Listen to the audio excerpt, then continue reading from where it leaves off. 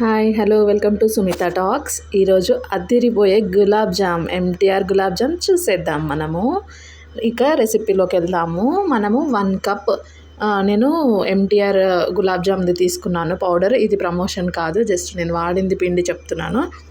So 1 cup of MTR gulab jam powder తీసుకోవాలి. దీంట్లోకి milk వేసుకొని కలపాలి. అయితే దీంట్లో సీక్రెట్ ఇంగ్రీడియంట్ ఒకటి ఉంది. దీనివల్ల యూజ్ ఏంటనేది నేను లాస్ట్లో చెప్తాను. సో నేను వేయమన్నదల్లా వేసేయండి. ఇప్పుడు మిల్క్ వేసి తర్వాత నెయ్యి వేసి ఈ మిశ్రమాన్ని గట్టిగా పిసకండి ఫస్ట్. ఓకేనా? గట్టిగా ఇట్లా ప్రెస్ చేస్తూ కలపండి. నేను చూపించిన విధంగా ఇట్లా ప్రెస్ చేస్తూ కలపండి.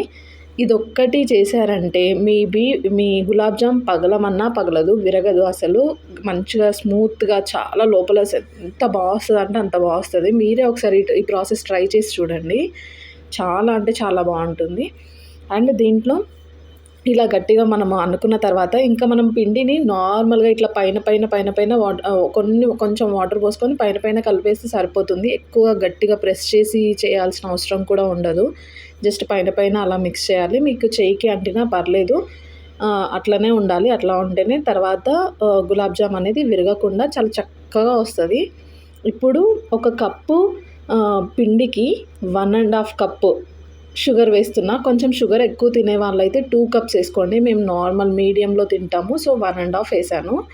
1.5 కప్ ఆఫ్ ఇది వేసుకుంటే షుగర్ వేసుకొని ఫస్ట్ ఈ సిరప్ని మనం రెడీ చేసేసుకుందాము. దీంట్లో 1.5 కప్కి 2 కప్స్ ఆఫ్ వాటర్ పోయండి. ఓకేనా? 2 కప్స్ పోయండి. ఇంకా కొంచెం ఎక్కువ కావాలి అనుకుంటే కూడా ఇంకొంచెం ఎక్కువ పోసుకోవచ్చు, ఏం పర్లేదు. కొంచెం షుగర్ ఎక్కువ వేసుకుంటే సరిపోతుంది, అడ్జస్ట్ అయిపోతుంది. సో ఇప్పుడు నేను ఫస్ట్ షుగర్ సిరప్ని స్టవ్ మీద పెట్టేస్తున్నాను. షుగర్ సిరప్ అనేది అంటే మొత్తం అది షుగర్ కరిగిపోతే సరిపోతుంది, అదేం పాకంలా రావాల్సిన అవసరం లేదు. చూడండి, ఇప్పుడు అది షుగర్ సిరప్ పెట్టేసి నేను ఏం నానబెట్టట్లేదు, పిండిని కూడా ఇమీడియట్గా చేసేస్తాను. సో ఎక్కువగా మనం పిండిని కూడా గట్టిగా పిసికి చేయాల్సిన అవసరం ఏముండదు. జస్ట్ అట్లా ఫింగర్స్ మీద ఇట్లా పెడుతూ ఇట్లా మెల్లిమెల్లిగా అంటూ ఎక్కువగా ప్రెస్ చేయకుండా జస్ట్ నార్మల్గా చేసుకున్నా కూడా మీకు ఏమీ విరగదు. ఇవి నేను చేసిన బాల్స్. సో గట్టిగా కూడా నేను ఏం ప్రెస్ చేయలేదు, జస్ట్ ఇట్లా చేయితో అనేసి అక్కడ పెట్టేస్తున్నాను. మీకు లాస్ట్లో అవుట్పుట్ అనేది చూస్తే మీకే తెలుస్తుంది ఎంత బాగా వచ్చిందో.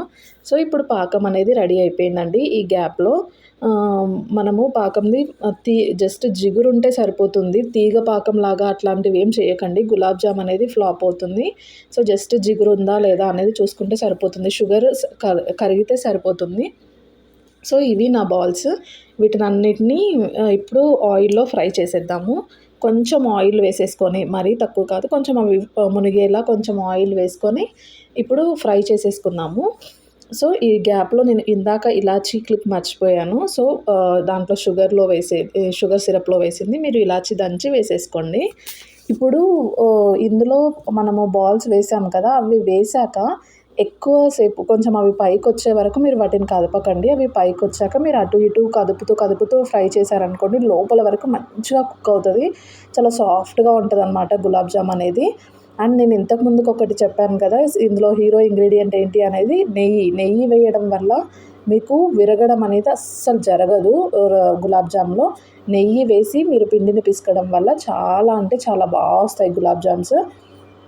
నెయ్యి వేయడం వల్ల ఏంటంటే ఒక్క క్రాక్ అనేది కూడా మీకు కనిపించదు. ఇంకా నా దాంట్లో చూడండి, మీకు గులాబ్ జామ్స్లో ఎక్కడ క్రాక్ ఉండదు, చాలా నీట్గా బాగుంటాయి. సో ఇట్లా ఒక్కొక్క బ్యాచ్ వైజ్ వేయించేసుకోండి. ఒక్కొక్క బ్యాచ్ కొంచెం ఒక 2 మినిట్స్ కుక్ అవ్వనివ్వండి. ఇవి హై ఫ్లేమ్లో పెట్టి అస్సలు కుక్ చేయొద్దు. హై ఫ్లేమ్లో పెడితే లోపల ఉడకదు. లో ఫ్లేమ్లో పెట్టారనుకోండి ఆయిల్ అంతా పీల్చేస్తుంది. సో మీడియం ఫ్లేమ్లో పెట్టేసి చక్కగా బ్యాచ్ వైజ్గా కొన్ని వేసేసుకొని అవన్నీ ఫ్రై చేసేసుకోండి. ఇలా ఫ్రై చేసుకున్న తర్వాత మీకు షుగర్ సిరప్ అనేది ఒకవేళ అప్పటికే నార్మల్ వేడికి వచ్చేసిందంటే దాంట్లో డైరెక్ట్ వేసేసేయండి మీరు. నాది కొంచెం ఎక్కువ వేడి ఉంది కాబట్టి చల్లారబెట్టి ఇప్పుడు నేను దాంట్లో వేసేసాను. సో చూడండి బాల్స్ ఎంత బాగా వచ్చాయో గులాబ్ జాము. యమ్మీగా ఉండే, టేస్ట్ కూడా చాలా అంటే చాలా బాగుంటాయి. ఇలా ఒకసారి ట్రై చేసి చూడండి. నచ్చితే సబ్స్క్రైబ్ చేయండి. Thank you.